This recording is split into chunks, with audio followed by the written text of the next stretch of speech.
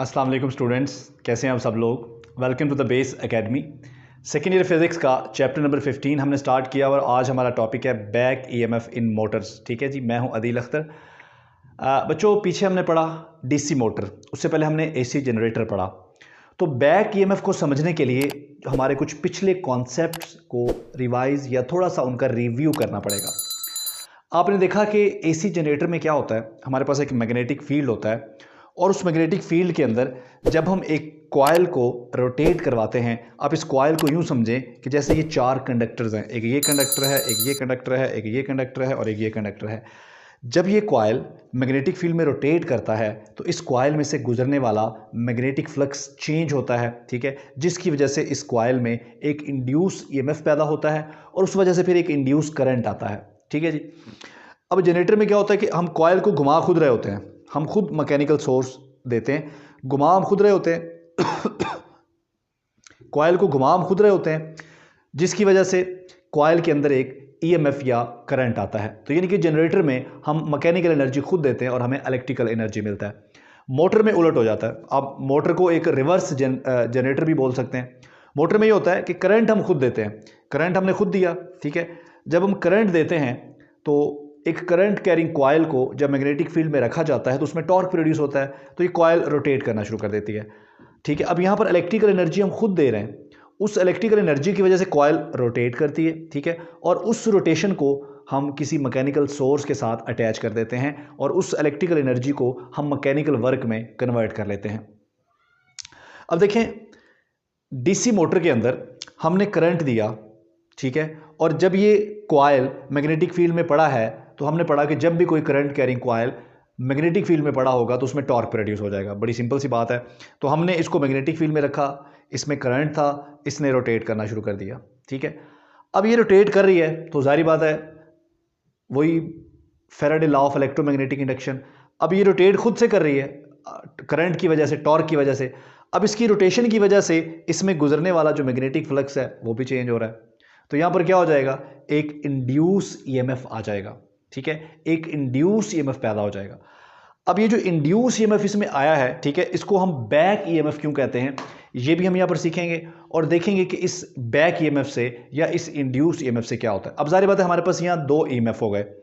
मैंने यहां पर एक इक्विवेलेंट सर्किट बनाया है सिर्फ समझने के लिए, सिंप्लीफाई करने के लिए चीज़ों को। तो ये हमारे पास सोर्स ऑफ एक्सटर्नल ईएमएफ है, ये बैटरी है, यानी कि जिसके ज़रिए हम अपनी कॉइल को करंट दे रहे हैं, तो इसे हम कह सकते हैं एक्सटर्नल ईएमएफ, ठीक है। और ये हमारा स्विच है और ये हमारी मोटर लगी है। जो ही आप स्विच क्लोज करोगे तो स्विच क्लोज करते साथ ही हमारी मोटर को करंट मिलेगा। कहाँ से मिलेगा, ये जो एक्सटर्नल सोर्स हमने दिया है, एक्सटर्नल ईएमएफ हमने दिया है, यहाँ से करंट आएगा मोटर में, ठीक है, और मोटर की कॉइल जो है वो रोटेट करना शुरू कर देगी, ठीक है। स्टार्ट में जब कॉइल रोटेट करना शुरू करती है तो शुरू में कोई बैक ईएमएफ या कोई इंड्यूस ईएमएफ नहीं होता, ठीक है।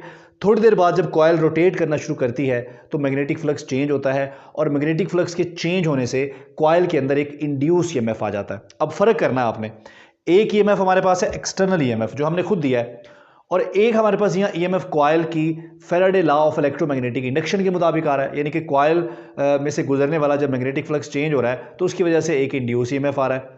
अब वो जो इंड्यूस ईएमएफ है उसकी डायरेक्शन कुछ ऐसी होती है, ठीक है, ये देखें जी, just for the sake of understanding, ये हमारा इंड्यूस ईएमएफ है। अब देखें हमारा जो एक्सटर्नल ईएमएफ है, अगर एक्सटर्नल ईएमएफ की वजह से जो करंट है उसकी डायरेक्शन ये है, तो बैक ईएमएफ की वजह से ये जो इंड्यूस ईएमएफ है इसकी वजह से जो करंट की डायरेक्शन होगी वो ये होगी। इसका मतलब है कि इंड्यूस ईएमएफ का जो करंट है या इंड्यूस ईएमएफ जो है वो हमारे एक्सटर्नल ईएमएफ को क्या करती है, उसको अपोज करती है, उसको कम करने की कोशिश करती है। इसलिए यहां पर जो इंड्यूस ईएमएफ है इसका नाम हमने बैक ईएमएफ रखा है, क्योंकि ये हमारे अप्लाइड करंट को, हमारा जो अप्लाइड वोल्टेज है, ये हमारा जो अप्लाइड करंट है, ये उसको कम करने की कोशिश करती है, इसलिए हमने इसका नाम बैक ईएमएफ रख दिया है, ठीक है। तो अब सर्किट में दो ईएमएफ हो गए, एक एक्सटर्नल और एक बैक ईएमएफ। तो नेट ईएमएफ क्या होगा सर्किट का, इस केस में जो नेट ईएमएफ है वो हमारे पास हो जाएगा हमारा applied EMF minus induce EMF, ठीक है। और अगर आप यहाँ पर ओहम्स लॉ अप्लाई करें तो उसके मुताबिक हमने पढ़ा करंट जो है یہ برابر ہوتا ہے V/R. اب یہاں پر V ہمارا کیا ہے؟ نیٹ ای ایم ایف، اور وہ ہمارے پاس کیا ہے؟ وہ ہمارے پاس ہے V-E/R.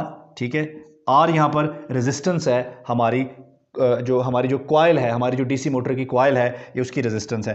تو یہ ہے جی ہمارے پاس نیٹ کرنٹ جو اس میں فلو کرے گا. ٹھیک ہے، اب ذرا اس کرنٹ کے بارے میں بات کر لیتے ہیں. شروع میں ہم نے کہا کہ جب ہم سوئچ آن کرتے ہیں تو سٹارٹ میں کوئی بیک ای ایم ایف نہیں ہوتا، تو یہ کرنٹ بھی لارج ہوتا ہے، زیادہ ہوتا ہے. لیکن جو موٹر روٹیٹ کرتی ہے، موٹر کی سپیڈ بڑھتی ہے، تو ساتھ ہی یہ بیک ای ایم ایف بھی بڑھنا شروع ہو جاتا ہے، کیونکہ back E M F depend کرتا ہے rate of change of flicks کے اوپر. کوائل جتنا تیزی سے روٹیٹ کرے گی اتنا زیادہ E M F flicks change ہوگا اور اتنا زیادہ انڈیوس ای ایم ایف پیدا ہوگا.